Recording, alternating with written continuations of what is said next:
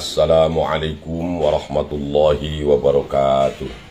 Rabbana auzi'na an nashkura ni'mataka allati an'amta alaina wa ala walidina wa an na'mala salihan tardah wa adkhilna bi rahmatika fi ibadika salihin. Bismillahirrahmanirrahim. Wa yurwa, dan diriwayatkan, annallaha, bahasanya Allah, auha, telah memberikan wahyu ila Daud alaihissalam, kepada Nabi Daud alaihissalam, tentu melalui perantara malaikat Jibril. Ya Daud, hai Daud, hadzir, berikanlah peringatan, wa angzir ashabaka, teman-temanmu, para pengikutmu, kaum-kaummu, aklas syahwat, peringatkanlah mereka agar tidak termakan oleh syahwat, tertipu oleh syahwat. Fa innal qulubal muta'alliqah bi syahwatid dunya uquluha anni mahjubatun.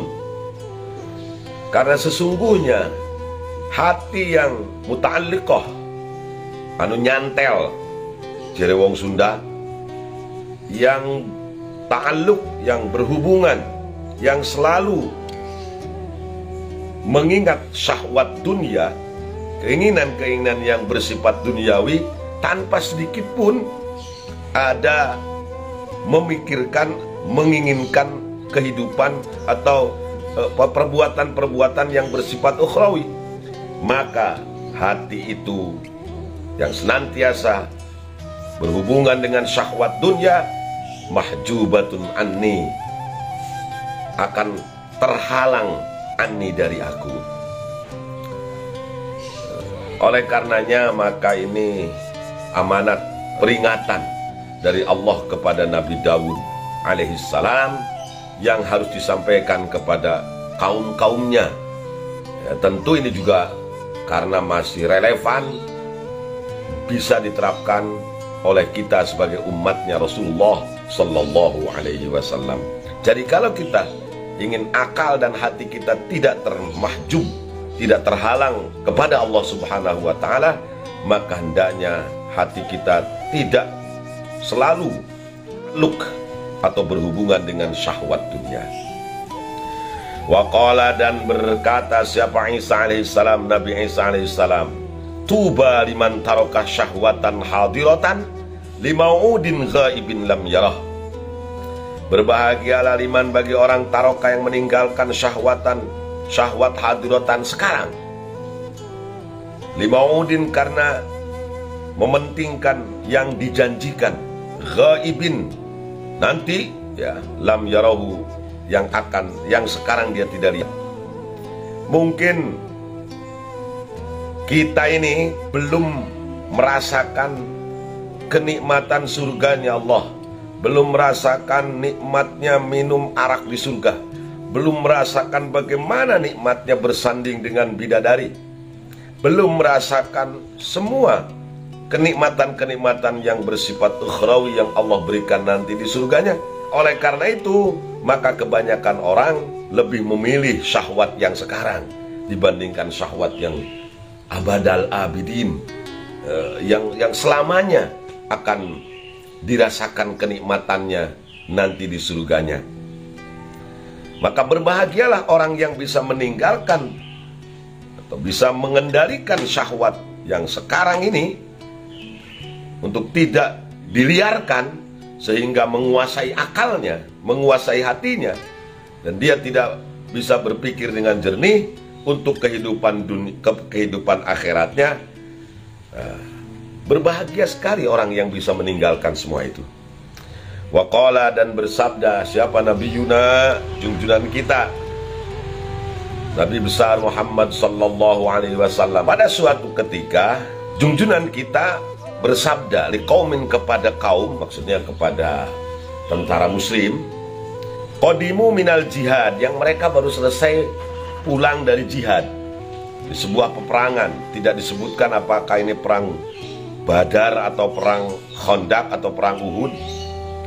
Yang jelas mungkin perang yang dimenangkan oleh kaum muslimin, sehingga riwayat yang lain menyebutkan bahwa dalam perang Badar, ya ini benar. Ini kalau riwayat itu menunjukkan kepada perang Badar. Nah, peristiwa perang Badar itu Muslim yang jumlahnya sedikit bisa mengalahkan 1000 orang lebih kaum kafir Quraisy waktu itu. Kocar kacir dan banyak mereka yang terbunuh di medan perang Badar itu.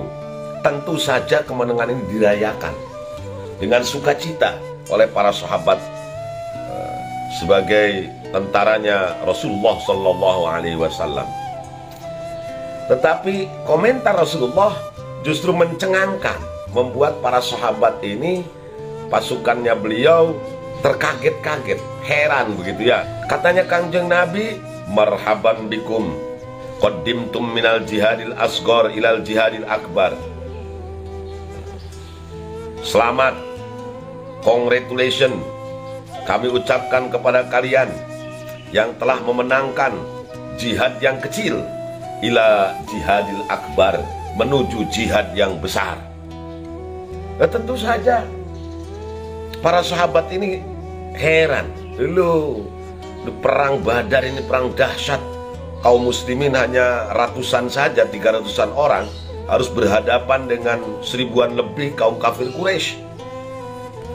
Dan kaum kafir Quraisy ini tentara-tentara yang biasa perang, terlatih, sementara kaum muslimin masih amatiran.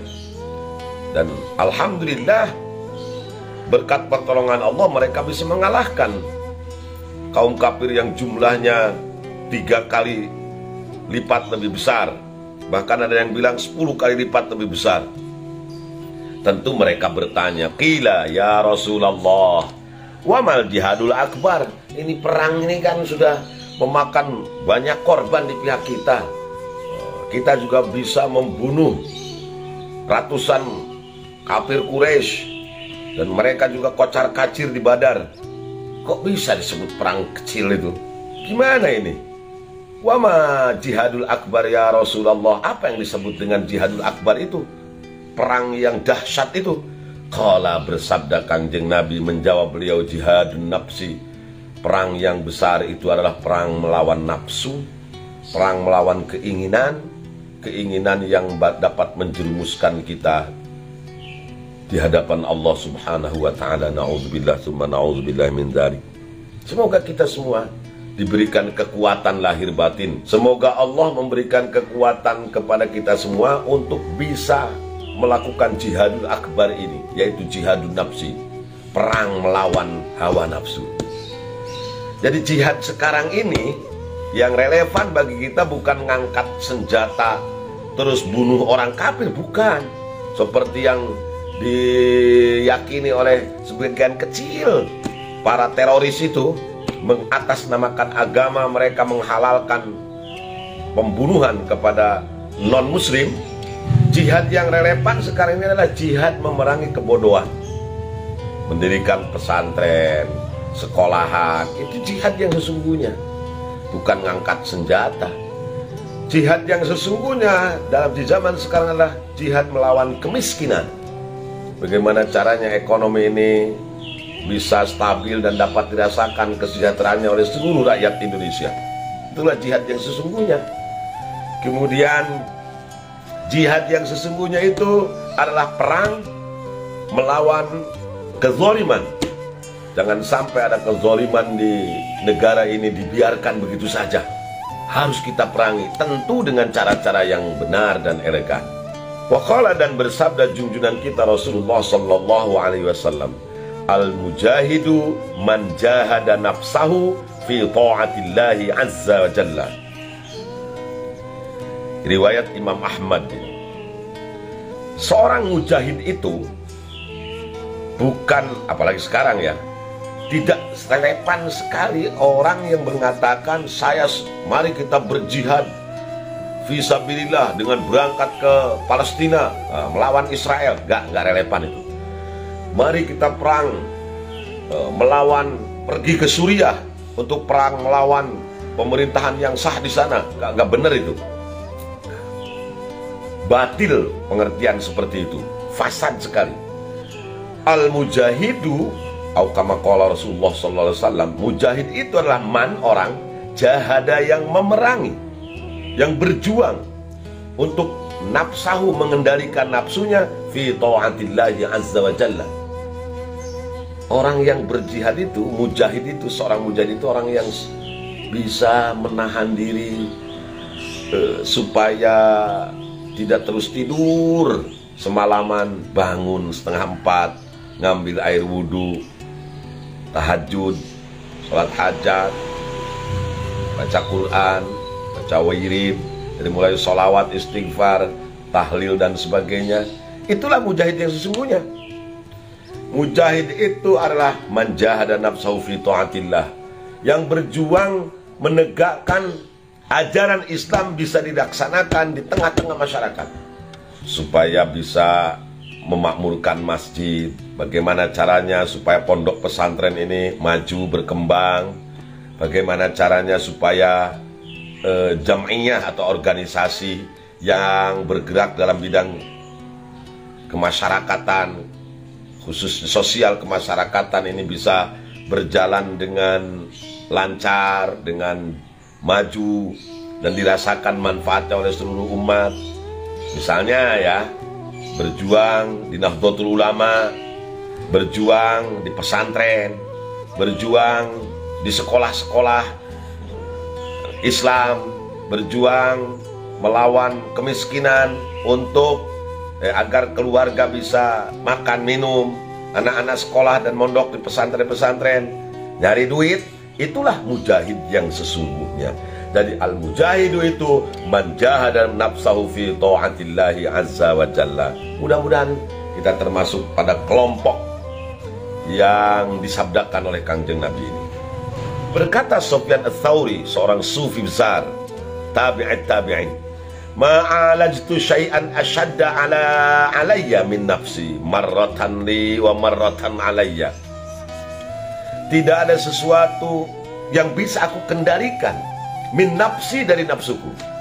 Jadi kalau bahasanya alaja itu alaja yu'aliju mu'alajah, melepaskan. Jadi bukan hanya mengendalikan. Kalau Sufyan Ats-Tsauri, yang paling berat beliau rasakan adalah melepaskan diri dari nafsu itu, dari genggaman nafsu.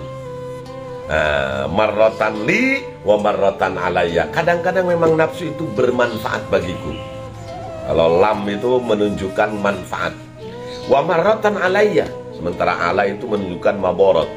Dan suatu ketika nafsu juga malah kebanyakan memberikan kecelakaan, kemadaratan bagi saya, kata Sufyan Ats-Tsauri.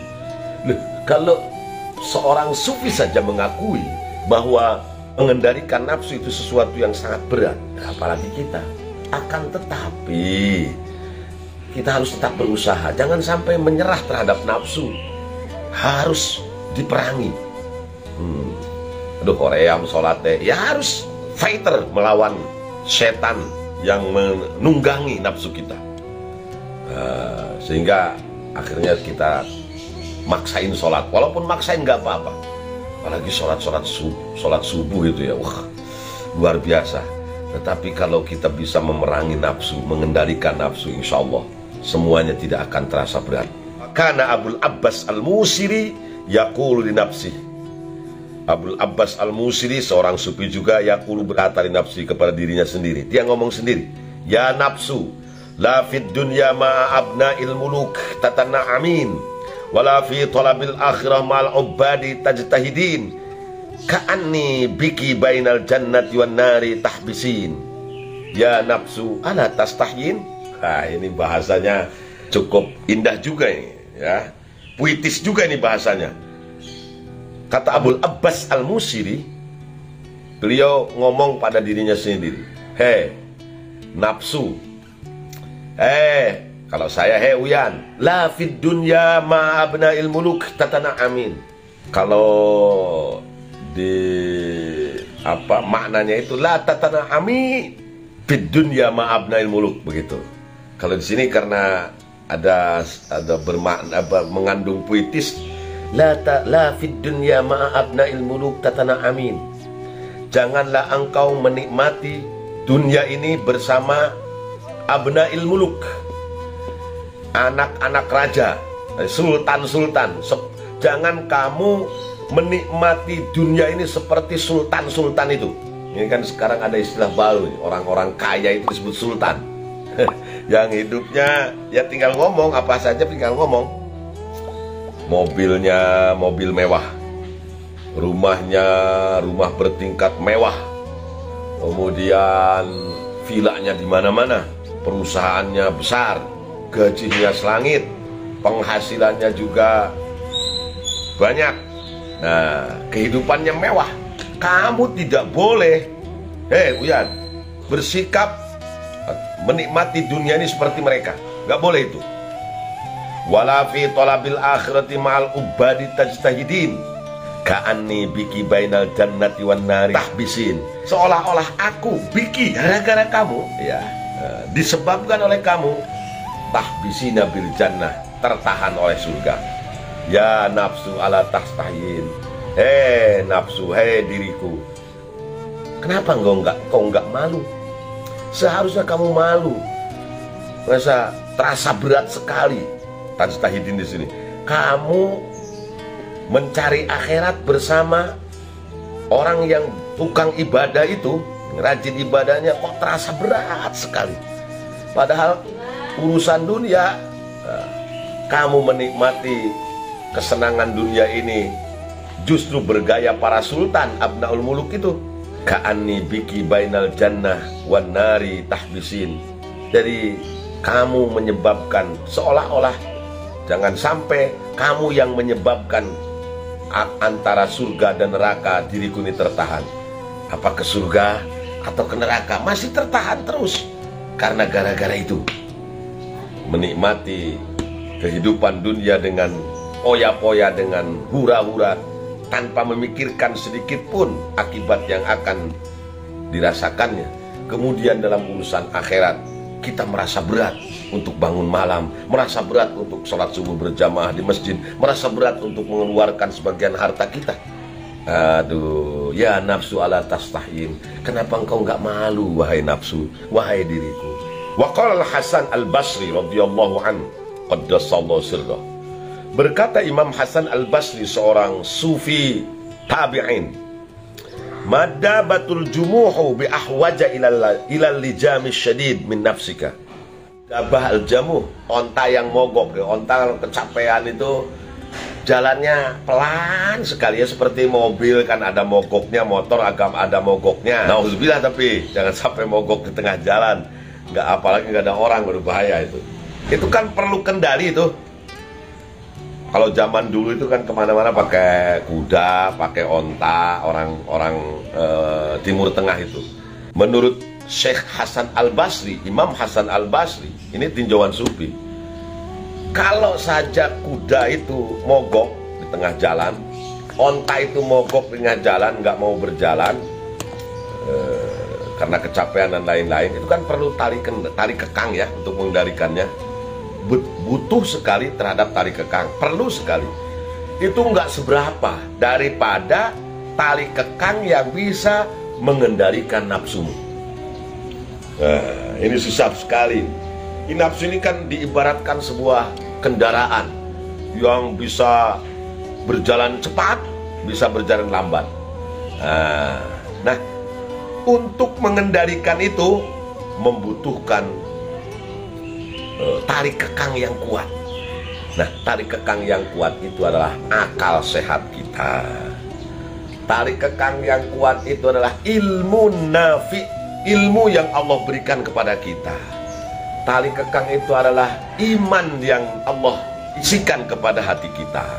Gunakan tarik kekang itu sebaik-baiknya, jangan sampai tidak berfungsi mengendalikan nafsu. Oleh karenanya, maka mudah-mudahan saja Allah Subhanahu wa Ta'ala senantiasa memberikan hidayah dan taufik, kekuatan zahiran dan batinan kepada kita semua, khususnya kepada diri saya, untuk bisa mengendalikan nafsu ini sebaik mungkin agar kita semua selamat fid dini wad dunya wal akhirah. Itu saja yang dapat saya sampaikan, kurang lebihnya mohon maaf.